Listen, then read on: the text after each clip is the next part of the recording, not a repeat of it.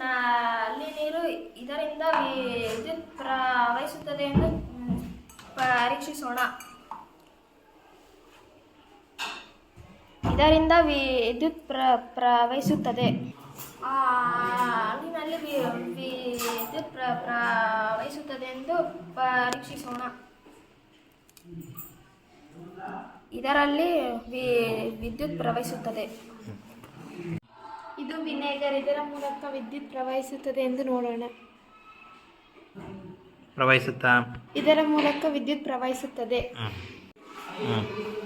ಉಪ್ಪಿನ ದ್ರಾವಣ, ಇದರ ಮೂಲಕ ವಿದ್ಯುತ್ ಪ್ರವಹಿಸುತ್ತದೆ ಎಂದು ಪರೀಕ್ಷಿಸೋಣ. ಇದರ ಮೂಲಕ ವಿದ್ಯುತ್ ಪ್ರವಹಿಸುತ್ತದೆ. ಇದು ನಿಂಬೆ ರಸ, ಇದರ ಮೂಲಕ ವಿದ್ಯುತ್ ಪ್ರವಹಿಸುತ್ತದೆ ಎಂದು ನೋಡೋಣ.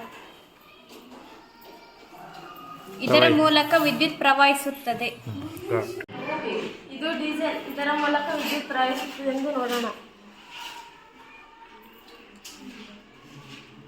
ಇದರ ಮೂಲಕ ವಿದ್ಯುತ್ ಪ್ರವಹಿಸುವುದಿಲ್ಲ.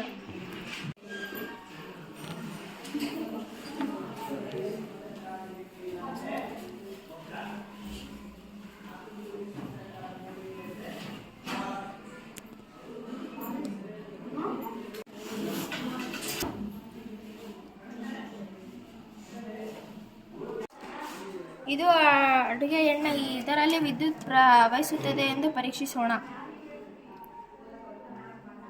ಪ್ರವಹಿಸುತ್ತಾ? ಪ್ರವಹಿಸಲ್ಲ, ಇದರಲ್ಲಿ ವಿದ್ಯುತ್ ಪ್ರವಹಿಸುವುದಿಲ್ಲ.